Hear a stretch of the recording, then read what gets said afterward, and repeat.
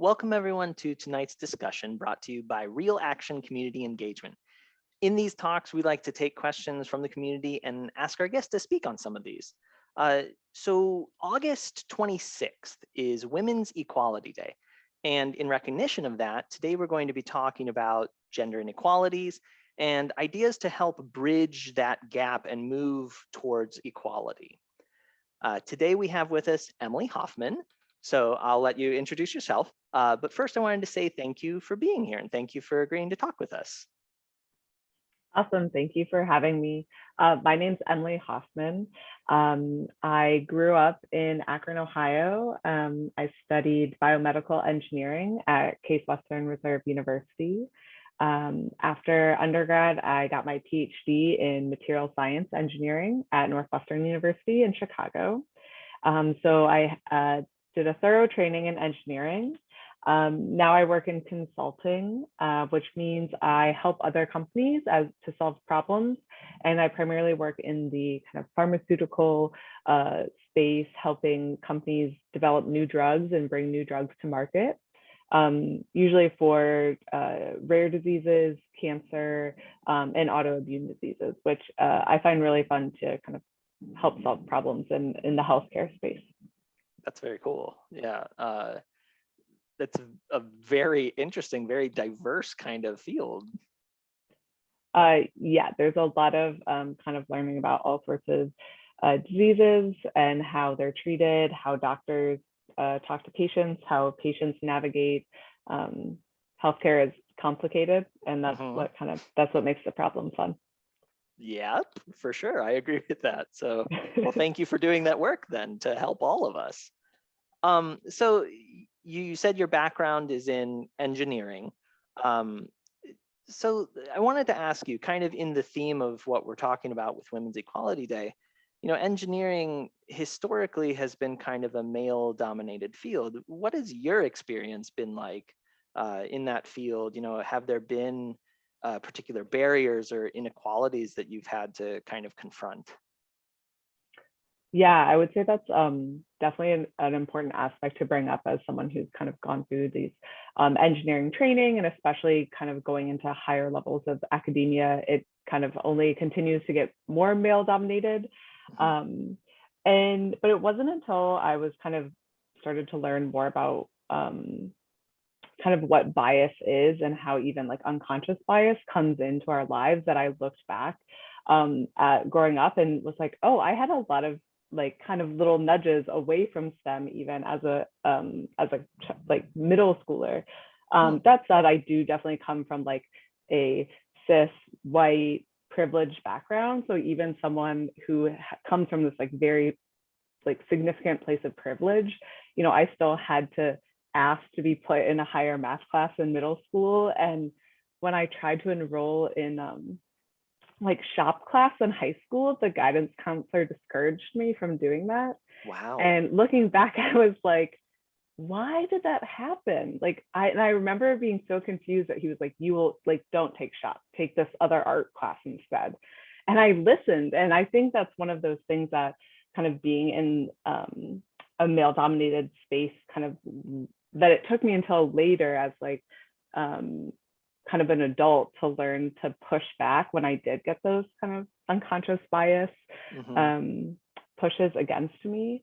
And then I would say that like I definitely recognize that. So like when I went to one of my first conferences in graduate school to present my research, I was shocked at one in particular that was so white male dominated. Like there were literally like of like multi-thousands of people at this conference, like handfuls of women. And so kind of still being like uncomfortable in those spaces, but really a big thing was having a lot of resources and mentors and community along the way, that when I was in those situations, I like kind of had like resources and trainings and to fall back on to like know how to navigate them, or to know like to maintain confidence in those kind of spaces. Okay. Yeah, and I mean, it's wonderful to hear that you have been able to navigate that and have had some of those positive influences as well. Um, I know that's not everybody's experience, and I think what you said too about like understanding what privilege you do have, that's also important. I look at myself and yeah, I fit pretty much the criteria of the man, and have to understand how that impacts the opportunities that I have. And yeah, that's very important, I think, for all of us to remember. But even with that, there are still hardships that are out there. There are still things, those unintentional biases that people have. That's a really good point.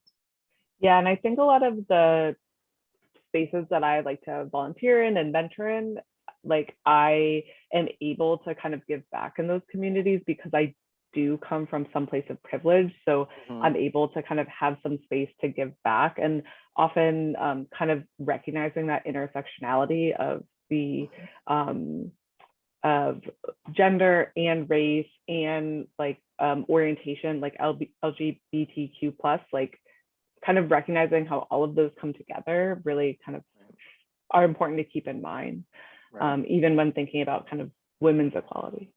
Right. Yeah, absolutely. Thank you. And you mentioned, you are involved in some organizations. When we were talking earlier, you were telling me about some of these. But so I wanted to ask you about some of those. Yeah. Before, when we were talking, you mentioned you belong to the Society of Women Engineers, right? Is that Yes. what is the parlance? How do we refer to it normally? Yeah. Yeah. Society of Women Engineers, which is kind of a mouthful, so it's often abbreviated as SWE. Okay. Yeah, which is very helpful when talking Sweet. about it. But it's an organization that I found in a little bit in undergrad, but really got much more involved in graduate school and still involved in now as a professional. So Society of Women Engineers, it's a not-for-profit educational and service organization. And it actually goes back to 1950. So it was founded in 1950. And it's basically a huge resource for women and kind of almost any kind of underrepresented group. And it's in engineering, but kind of even in STEM. There's like a lot of kind of welcoming arms to people who might be, in medicine or math or things like that. And so there's over 40,000 members, mostly US, but the base is really, they've done a lot of international expansion in the last like 5-ish years. So huge growing membership in India and Mexico and Europe. It's really fun to have the kind of this like global presence of women in engineering. And it's also like a very important aspect is that it's both for students. So as students are kind of figuring out like, do I want to study engineering? What is it? There's actually like a high school level organization as well. So there's resources for high school students, resources for undergraduate, kind of any student in school. And then, so there's like kind of these sections at different universities. And then there's professional sections. So in different cities, there's professional sections that are often kind of sometimes associated with maybe like a certain big company that helps to fund them.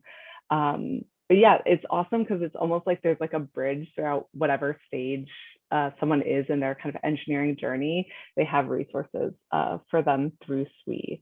And one of the one of my favorite things that SWE does is the annual conference.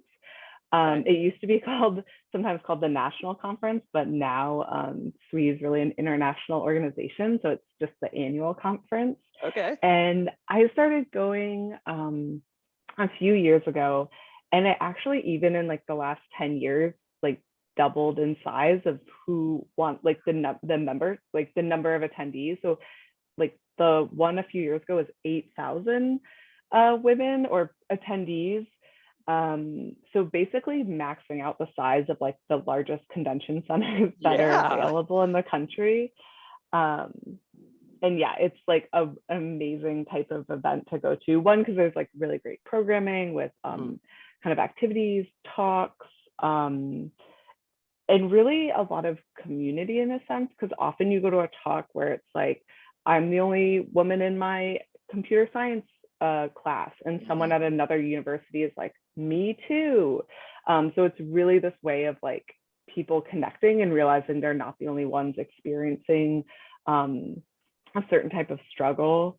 And then similarly, just hearing like strategies. So hearing maybe someone who's like a mid-level engineer and got the career that you're trying to like aim for, and hearing them talk about it is just can be so inspiring. Like sometimes you hear people leaving a session and they're like, I understand what I want to do now, or like I know what I want to write on my like cover letter. Yeah. And it's just like so much, there could be like a lot of joy and happening at the conference.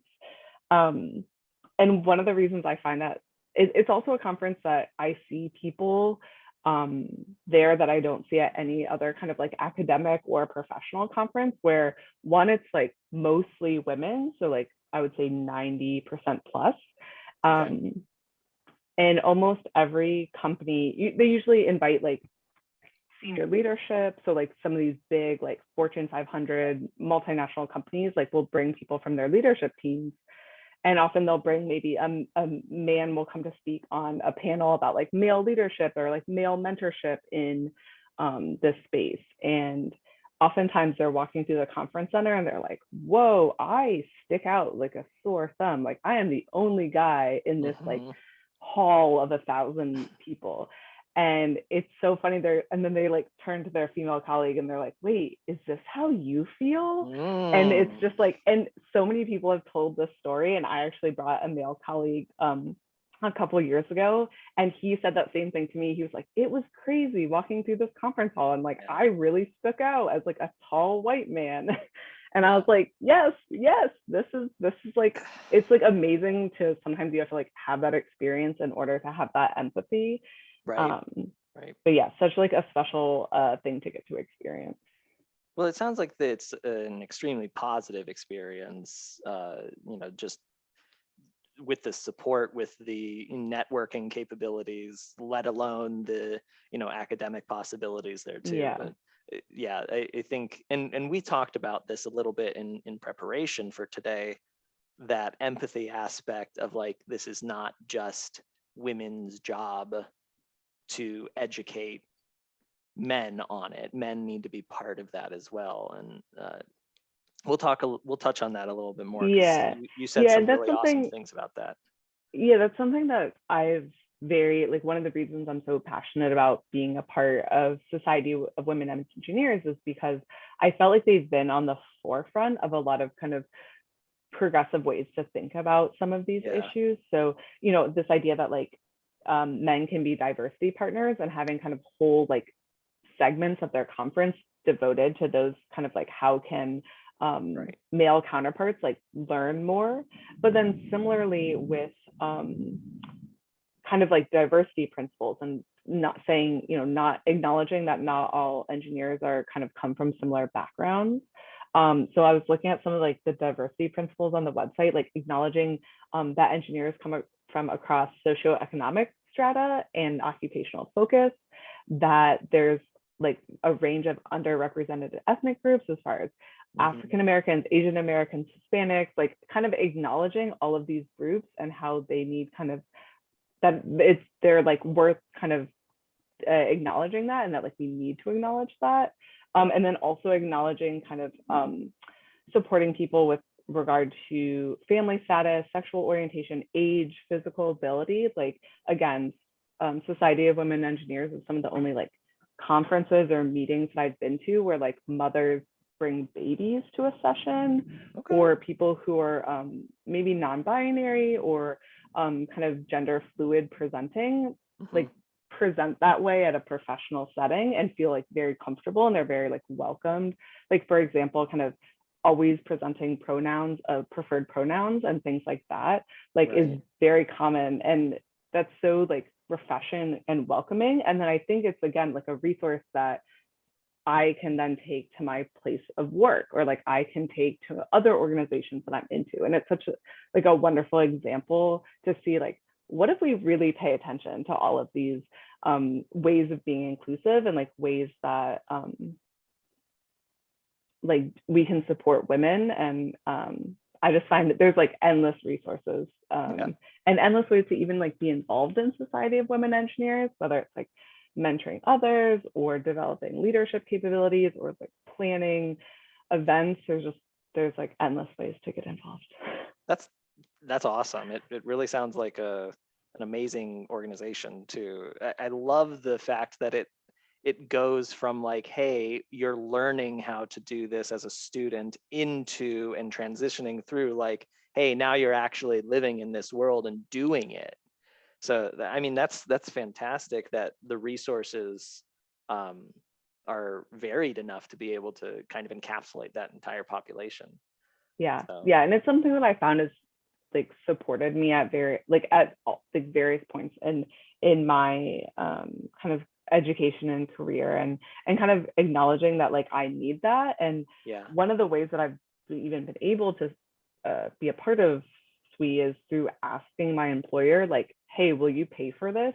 Like, Oh, do you know why I'm good at, like, one of the reasons I'm good at being a manager? It's like because I've done a lot of leadership development training through Society of mhm. Women Engineers. And even SWE helping, like giving me the training in order to ask to say, like, I need training, I need mentorship, I need like monetary support and time off in order to Right. go to some of these events.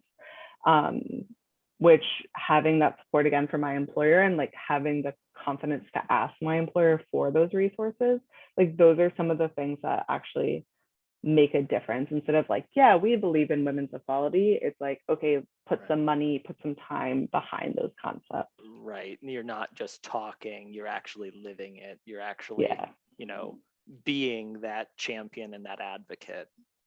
Um, exactly. very cool. Very cool. And that's not the only organization that you're a part of either, right? So you mentioned that you are also part of Bike New York's Gear Femmes. Is Yeah, that so I right? live in New York City, and New York City has an organization called Bike New York. It's one of the largest bicycle education programs of its kind. Okay. Apparently, 30,000 New Yorkers apparently per year interact with Bike New York in some way. Wow. Yeah, and one of their biggest programs is called Learn to Ride. So basically, learning how to ride a bike from scratch. And they have classes for kids and they have classes for adults. And I really love teaching the adult classes. And so I actually don't teach, I'm just a volunteer. There's like a full instructor and then I'm kind of the helper. Okay.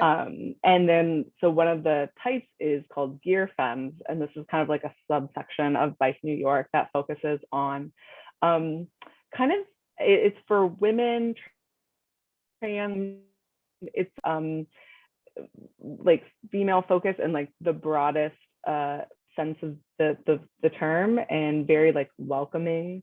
But I've taught a couple now of the Gear Femme Learn to Ride classes. So these are classes that are basically limited to, as I said, kind of women, trans, femme, cyclists. And again, like it took me like helping that class, volunteering for that class, and hearing the women say, I am so glad this was women only. I felt so much more safe trying this new thing. And it immediately made me think of like, oh, that's one of the reasons I'm in SWE, is because when I'm in this more male dominated space, having this like women focused organization gives me a lot of like just like confidence and safety and community to kind of push myself.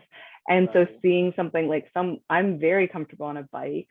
And so it's like, because I'm comfortable, I kind of didn't think that you would need that safety in that environment. So hearing just these women who, okay, and this is the other like amazing thing about a Learn to Ride class, is most adults can learn how to ride a bike in a couple of hours.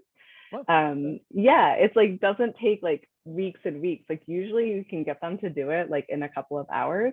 And so just also seeing someone who's an adult who kind of doesn't think like, oh, I can learn something new, like get it in a couple of hours, and then also like cheer each other on. And yeah. yeah, it's amazing to kind of to be a part of an organization like that, but again, to like present that environment where people can feel safe, supported, because usually like there's some level of kind of like worry, embarrassment, just like feelings Sure. involved with learning how to ride a bike as an adult, because it's like, oh, I should know how to do this Right, already. right. The Yeah, expectation and yeah. Yeah, usually there's kind of some reason why they don't know how to ride a bike, and they're kind of Mhm. like, and so they're bringing some, feelings to the process, and just seeing like women kind of cheer each other on is yeah, it's a really fun process. And yeah, I was just kind of surprised to think of all the parallels to like this other organization that I've been in the past, and I'm like, oh, of course, this is like another thing I would like. And part of the mission too, yeah, like, okay, it's really fun, like, you know how to ride a bike, awesome. But part of the mission is also like that gives women another skill in order to like bike commute. So there's this kind of like additional freedom of like another way to get around the city, another way to get to work, a thing that they can do with their family or their children. And so a lot of it is again about like empowerment and kind of giving more resources to women as well. yeah. I mean, that's awesome. And again, much like when you were talking about Sui, I'm sitting here and like I'm vibing off of the positivity and just the way that you describe it. It does. It sounds like an amazing kind of community and like that support that comes. And you talked about, it not just being people who are biologically born female, but also incorporating people that are trans, people that present as femme, and and we even touched on like the intersectionality of those issues, and and I will honestly say, kind of like the male colleagues that you were talking about that go to the conference and go, oh, I stick out. Yeah. um, those levels of safety, and just feeling safe, feeling accepted, feeling encouraged and empowered in a setting with something like riding a bike, like those are not things that I have to think about and might not even occur to me as someone who is, male. And I think that that is really important for men, for people who do not have to deal with these kinds of um, kind of just those thoughts of like, am I safe in this setting? Do I feel comfortable learning a new skill, let alone my physical safety? Um, and that is something that I think for myself, um, for other men, I think that that is something we have to really pay attention to, is building that empathy and understanding that, hey, you can be an ally, you can be a partner in this, you can be an advocate, and you still do not get it. You still never fully experience that. Um, and having the respect and the humility to acknowledge that and know that, hey, you know, it's okay if there is this women's only group. You know what? Maybe that makes people feel better. Maybe that makes them better capable of learning a new skill. Maybe that makes them feel more safe. Um, Yeah, that's something I think about a lot, and is kind of like balancing this like women-centered space, mhm. but also like inviting as you said, like kind of male allies like into the space, and kind of balancing that. And I don't think I have like an answer, but I think there is some kind of balance there, because I've seen it both of like how like positive it can be like in the gear femmes class, but then also how positive having male students or like be in a SWE section and having Mhm. them be like kind of as involved as like any of the women members would be, and how that can really be positive to like the organization. So yeah, I think there's a really interesting way of, or like that's something to be like explored and kind of further understood, and really depends on kind of like each organization and each person. Sure. And being respectful that you as the individual don't get to be the one to make that decision, or I as the individual don't get to be the one to make Yeah, that decision. It's the community that decides. yeah. And being respectful of that. Yeah, I think that's it's nice to know, it's very encouraging to know that organizations like this exist. Because I know typically when people think about like gender inequality, they jump to things like the workforce, or maybe if they're educated, or maybe they stay up on this stuff, they kind of get that, hey, healthcare, there might be some gender inequalities there as well. But like I did a brief Google of some statistics where there are gender inequalities, and you can look at things like, yes, there is a pay discrepancy, obviously. In the United States, women make 82 cents for every dollar a man earns, and that's even worse if you are a woman of color, which is like, I think it was 63 cents, which is close to $1 million over a 40-year career. That's, I think, like, when you look at that little number, you're like, oh, okay, it's a couple cents here. It might be easy for some people to dismiss that, but you're talking about $1 million over someone's career. That's nuts. And that's just one example. And one of the other ones that I looked up just in preparation for this, I'm like, this one kind of astounded me. Only 6 countries in the world give women equal work rights as men. And the United States is not one of those. No. That boggled my mind. And the fact that it boggled my mind is probably indicative of the problem. But, like, that's 6 countries in the entire world is, equal work rights. And like I said, we think of these things in the workforce. We hear about those statistics and courses or in the news or something like that. But like other things that I saw, women are 47% more likely to suffer severe injuries in a car crash because safety features are designed for men, not for women. I don't know. It astounds and is upsetting. And I'm not a woman. And and like, that's the thing, is having that respect for like, wow, I didn't need to consider this, and knowing that what kind of privilege that provides, and not saying it in a way that is performance, but actually wanting to be involved and do something. And this is pervasive everywhere. So like, female film characters. In film and TV, there are 2.24 male characters for every female character. What does that say about representation?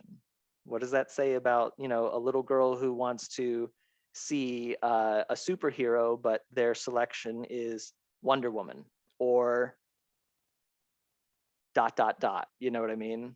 The Gina Davis Institute, actually I did like an internship where we ended up pulling a lot of statistics from that organization, and they do awesome like analysis on like the amount of minutes like a female character speak in a TV show or movie like compared to the male characters. And actually I'm a big fan of the Bechdel test as well, which is like, in a movie or TV show, are there 2 named female characters who have a conversation that's not about a man or a relationship?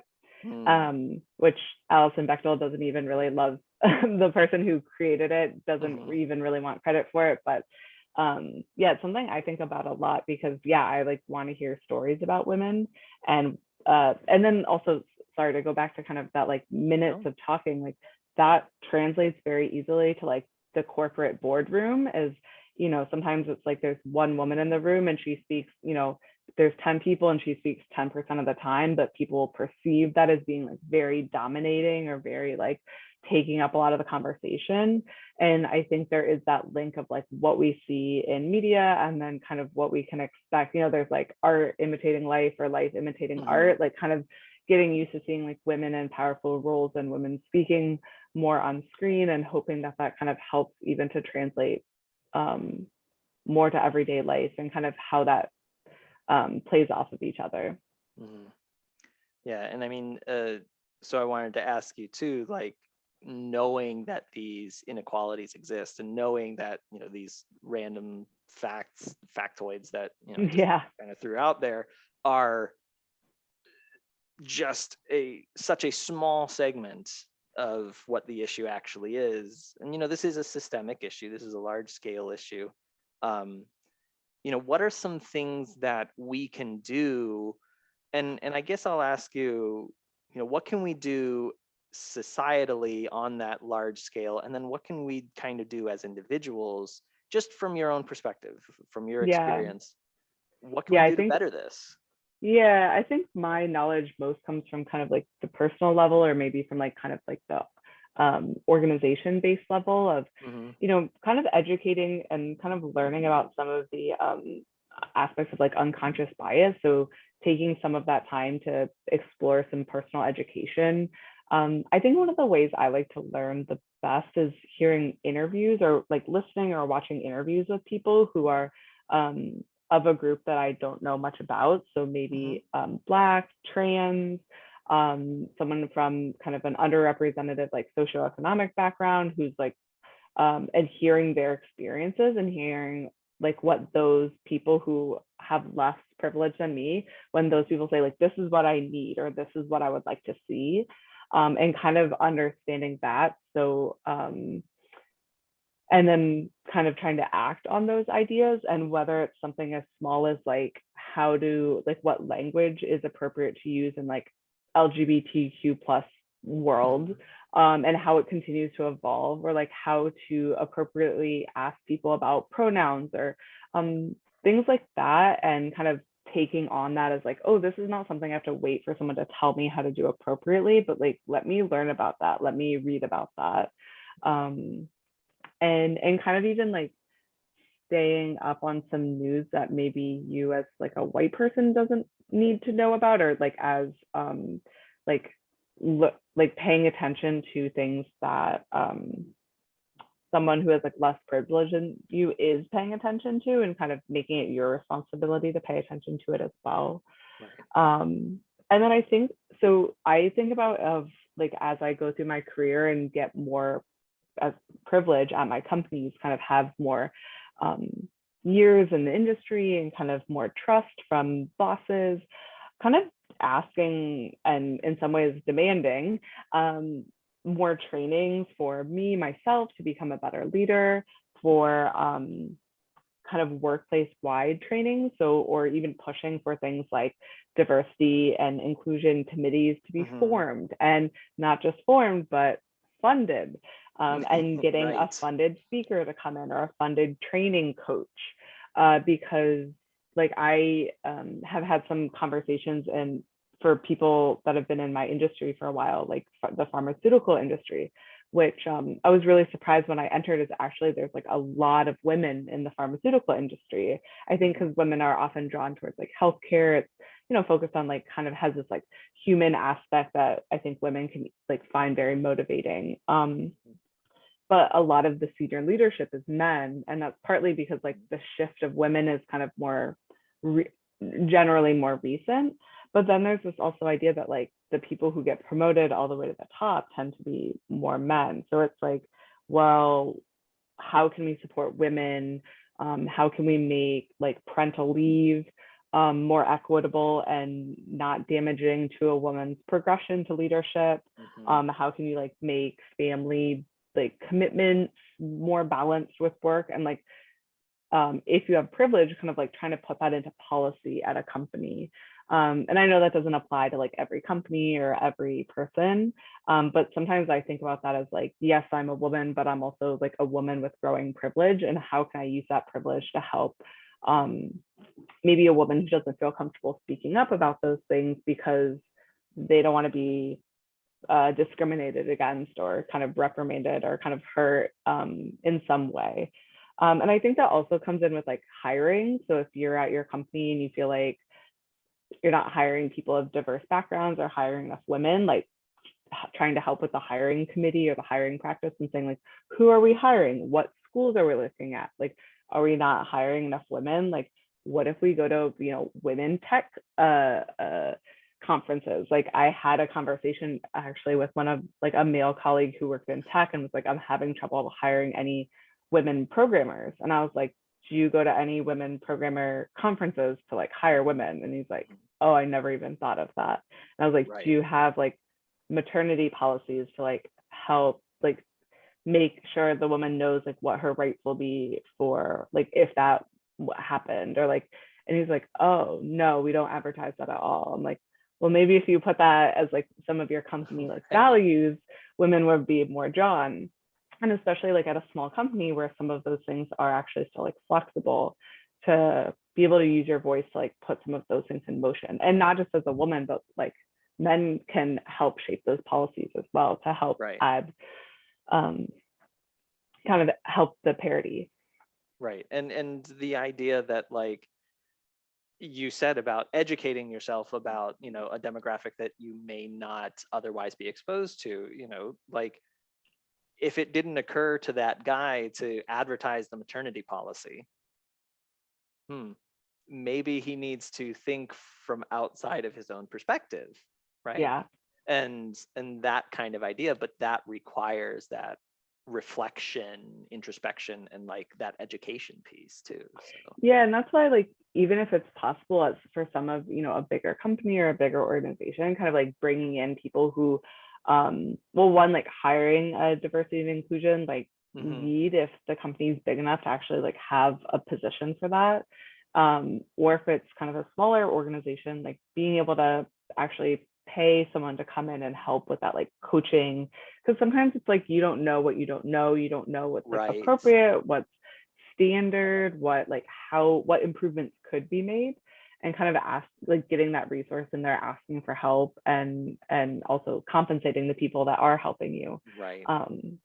can be a really way to make kind of like clear change. Maybe it's not like, okay, this whole company's culture got reinvented overnight, but like Sure. making a couple small changes in like kind of hiring policies, over a couple of hiring cycles, like could make a really big difference about like what Right. faces you're seeing as new colleagues. Right. And you get kind of a ripple effect from that, where like you Yeah. change one aspect and it might cause another one to come to light where you can change that, and so on and so forth. Yeah, that's very cool. And it gives hope, right, to hearing you talk about the organizations that you're part of and the empowerment that goes along with that, but also that idea of like you as a person who has experienced this coming into power and then being able to share that power back to others that are experiencing that and further educate and further support. And it's a positive feedback loop, and that's really Yeah. encouraging. Yeah, I think there's a lot of aspects of like women's equality that are like, there's like plenty of very unpleasant statistics and kind of aspects that are very like institutional and you feel like are going to take generations to change. But then there's also aspects of, yeah, you see this very like carry as you climb mentality that I think is integral to like a lot of women's focused organizations, and even just hearing like celebrity stories of like someone who is famous and then they like found an organization to help other people kind of further their ideas or get further training, and it can be really like inspirational to see that, yeah, that like carry that like helping others can only help you, and like when you reach a place of privilege, sharing that privilege, because then we were talking about this earlier of that like community that you can build, and that when you have that community, and again, that's what like very much got me through engineering school, when I'm like, I don't know how to do these classes, I feel overwhelmed, of having a community for you, and especially a community of people who kind of look like you or have a background like you, brings this great sense of safety and confidence building and resource sharing. And so kind of having being in some of these like women-centered spaces gives me such like energy to then bring into other activities, that I'm always so appreciative of the other women that I get to interact with and share time with. That's fantastic. It's absolutely fantastic. Well, I appreciate all the time that you're giving us. Let me ask you just a few final questions here, Yeah. and then I'll let you go and save the world, apparently. So, um, so these concepts, some people may be more hesitant to kind of reflect on and to think about, and might have some resistance towards. What is something that, if you could choose one thing to say to somebody who is struggling with these kinds of notions, what is something that you would want to say to that person? I think a thing I remind myself is to listen to people who have less power than you. And I think that's like a very hard concept, but a concept worth ruminating on and reminding ourselves about is kind of who has less power and what are those kind of groups of people saying. Mm-hmm. And I find that kind of hearing stories of people in those, like people different than you, like really helps me kind of understand concepts that I'm not familiar with, or experiences that I have never been close to had. And hearing kind of that story and how that person's life went really helps me understand. And I Building think, that empathy. yeah, and building it in kind of a very tangible way. Right. Yeah, and also, I mean, I've had, I think volunteering, if at all possible, and I know maybe that doesn't make sense for some people or some backgrounds, but interacting with people in a way of, a skill that you have that maybe someone else doesn't have, is again like such an excellent way to build empathy, because usually the person is so thankful to be like learning from you, and then you kind of realize like, oh wow, I do know a lot and I can share. And so I've found that whenever I kind of spend time volunteering, I like learn so much more, and it makes me so like appreciative, and kind of helps me like understand sometimes some concepts that I'm like have trouble learning other ways. Okay. Yeah, I think I've experienced similar things too, where it's like you gotta hear it from the people that are experiencing it. Reading it from a book might just not do it. Doesn't Yeah, give you the full picture, at least, for sure. yeah. Well, what is one thing that you would like people to take away from this conversation today? Um, I think that there's a lot of resources out there. Like if you want to learn a new thing, or do something that you aren't sure if like it's meant for someone like you, that there's often women's focused groups that do that thing that can give you kind of that extra boost. And I know it's something I've relied on, as I said, like throughout every step of my education and career, and reminding people that there are those kind of organizations out there, and asking for help, and asking for resources. Sometimes it's really hard, but when you get that help, it can kind of open all of these doors that you didn't even know existed. That's awesome. Yeah, and those organizations that you mentioned, SWE, the Bike New York, those seem like great examples of exactly that. So thank you for sharing all of that with us, and thank you for coming and talk to us. You took time out of your night to do this, and we Yeah. really appreciate you sharing your knowledge, your information, with all of us. So thank you very much, Emily, for being here. Yeah, you're welcome. I feel very thankful to be able to talk about these two organizations that I really enjoy working with and really believe in their mission. So excellent to thank you so much for giving me kind of this time and platform to speak about them. It was Oh, thank really you. fun. Absolutely. I'm glad. Yeah. This is a great conversation. Thank you. And on behalf of Real Action Community Engagement, I'd like to thank everyone for taking the time out of their day to listen to our discussion. Hopefully you found it helpful, got you thinking, maybe answered a few questions for you. So thank you, everybody, and have a good night.